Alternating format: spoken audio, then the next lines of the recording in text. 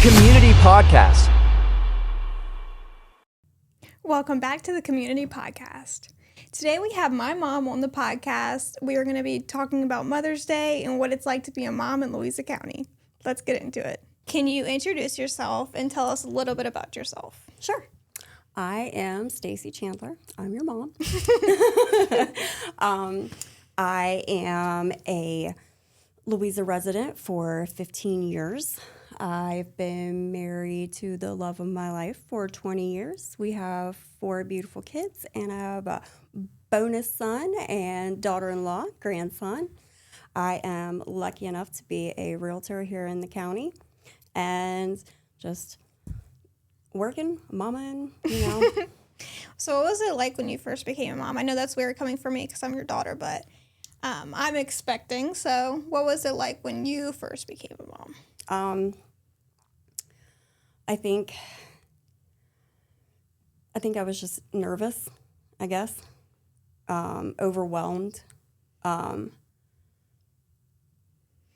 Looking back on it, I was a lot more nervous than I think I thought I was, because when you're all of a sudden go from being pregnant to responsible for a whole other life, it becomes a little bit more daunting, and the anxiety sets in because you want to be perfect and you want to do everything right, and your brain goes straight to, oh man, I have to help them with their math homework and teach them to drive and all the other things that I think your insecurities you pull out, like you're worried about how you're going to deal with those and getting your kids through them. And transferring into like becoming a mom, there are so many things to be nervous about. Like, I could go on and on and on about the things that people tell you.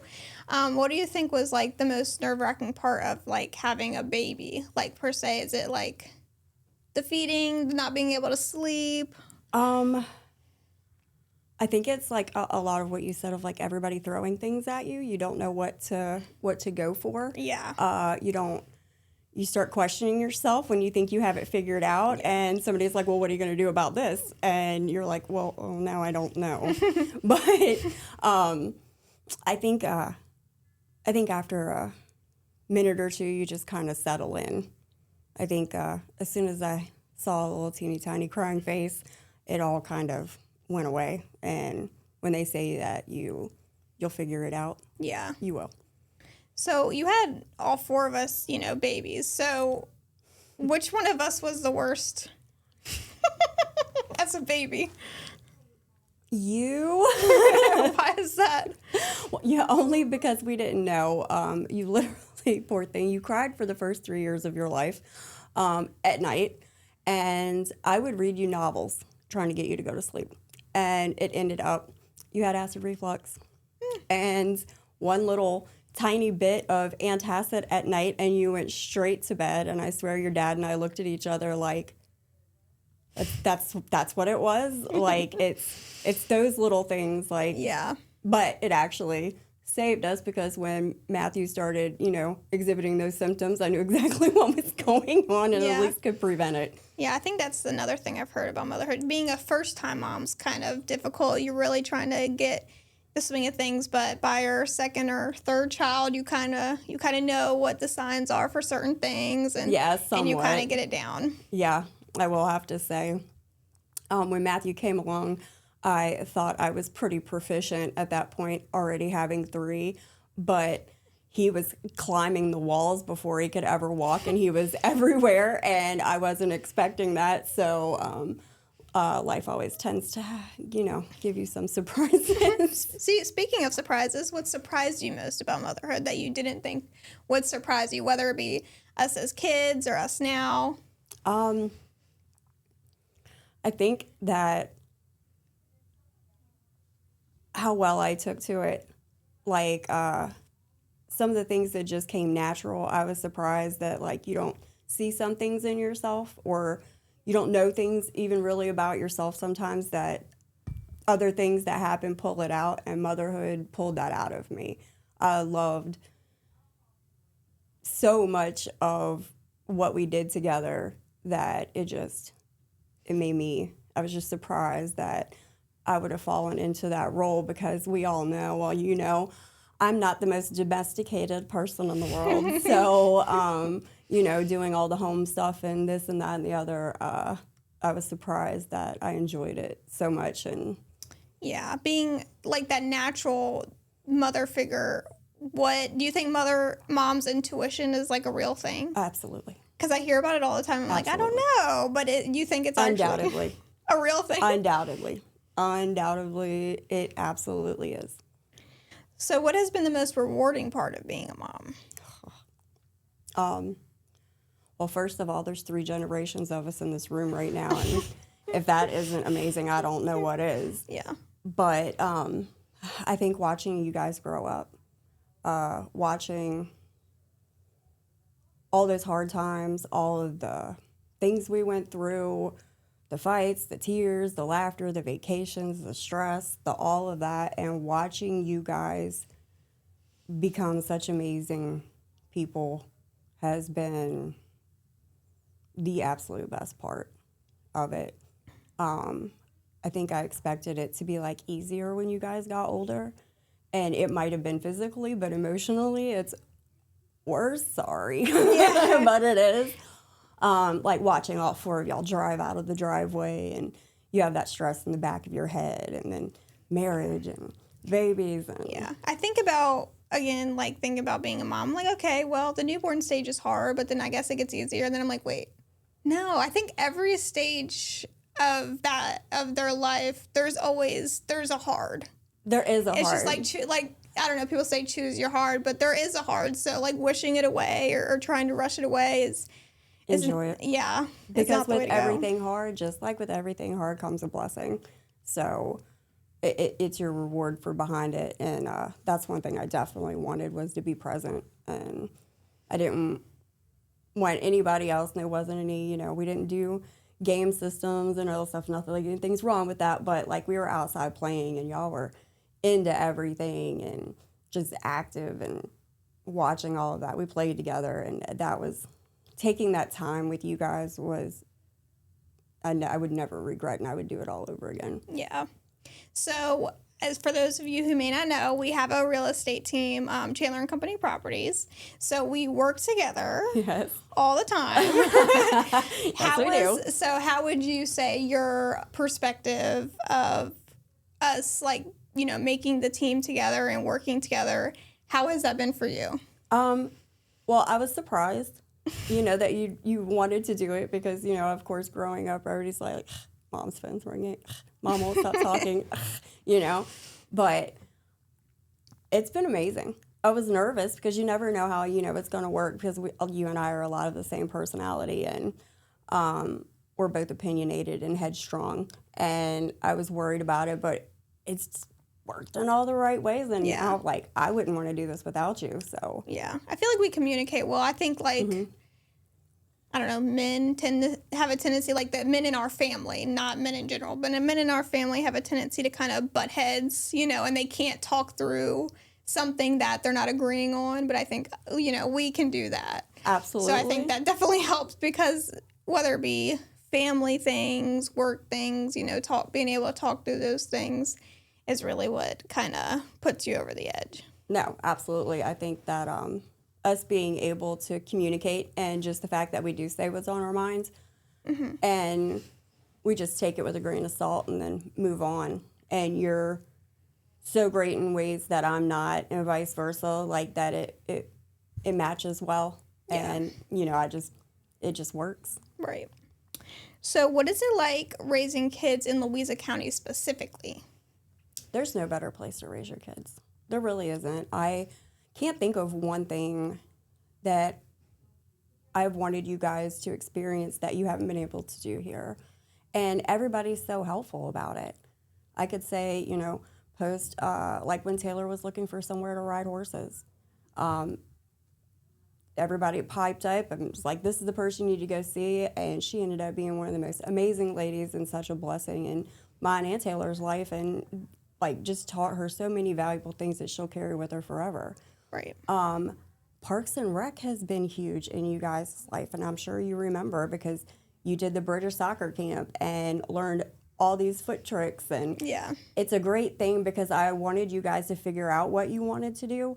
So there were so many classes offered. I could put you in something and you would see if you liked it. Like Taylor realized she loved swimming, and we did swim team. And there was just so many things that we got to do through the county. We played soccer here, Yeah. forever. You and your brother and sister played for years for LASA, all the way up through the high school. There wasn't anything. Aaliyah loved speech and debate. Like, there wasn't anything that y'all wanted to do that you couldn't do and got to experience, and they just keep adding on to it. And that's a true blessing for any family. Yeah, I'd say our schools here too, like that. Not a lot of people have what we have for school system, and I think that really helps. I think I would mirror that because I can't say anything because you guys all came up. You had so many opportunities, and y'all were each set forward into your life by what you took with you and what was available to you. It didn't just you didn't just get to transition into life, like you hit it running. So, is there any program or activity that you think significantly impacted our family? I would have to say, playing soccer, we did that probably the most. And just because back then trying to keep y'all all in one sport was just economically better, because when y'all split off and running to, 3 or 4 different practices in the afternoons, trying to get everybody everywhere was a little nuts. But I think we spent the most time there. So that program being offered was probably the most impactful.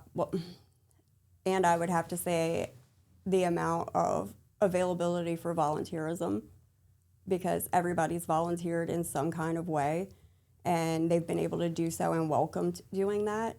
So I think that was impactful too. I think as a mom, you also, when your kids are involved in those kind of things, it's important because you're also building relationships with parents as well. And it's good to have, that relationship to kind of be on the same level of things, right? Yes. Especially things that I see that y'all have these days that I didn't get to experience. Because, a lot of moms, being a young mom or a mom with young kids, it's kind of lonely sometimes on the mom front, on the human front, Yeah, exactly. And all of the programs like Tiny Tots I got to do with, with Jessica and Wilder, and experiencing that, and what a cool thing to have available. Yeah. I would have loved to have something like that and been able to, meet other moms and do all of that. I think that is absolutely amazing. Yeah, it's the perfect place. And that's one of the reasons Parks and Recs has Tiny Tots. It's not only for the kids, but we also advertise it as a place that parents can connect, because parents stay there, they hang out with their kids. So it's a place where parents can connect and relate on a different level that I think you don't always have. Because I see it all the time. People are looking for their kids to hang out with other people, but also it's really for the parents to connect as well. Absolutely. And, not just Tiny Tots, but look at all the things that are offered, and it's affordable. Because when you have young children, it is expensive, especially today. Everything is crazy expensive. So, anything economical you can do and still let your kids have fun and experience and play with other kids and learn all your social skills, early in life before they hit school, and on top of it, getting to conversate with other parents and make new friendships. It's huge. Right. So how has your relationship with your kids changed over time? Man, well, I'll say nothing will humble you like your children. But I think y'all have taught me probably more than I could teach y'all. You parent your way, and then you realize, having so many of you, I could not parent the same way. I couldn't parent one of you like I would parent the other one.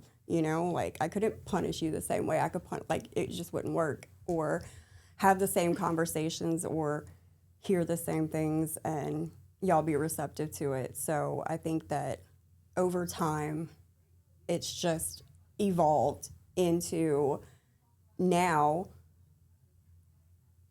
I got like built-in best friends, and it's like the coolest thing ever. Like we all talk all the time, and I don't know what I would do without that. So what advice would you give to new moms in Louisa County? New moms in Louisa County. First, I would have to say, go get involved. There's plenty of things to do, and parent your way. You're the mom. Don't let anybody question you. Don't, you know deep down inside what you want for your child, and you're going to get a lot of things thrown at you, and don't sweat the small stuff. There's no perfect way to be a parent. There just isn't. And it's going to be trial and error, and as much as you think about it, you're going to grow up with that kid too.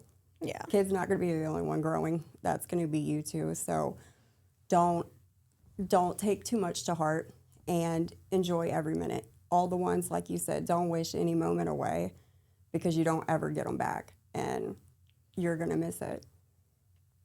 So what do you wish you knew before becoming a mom?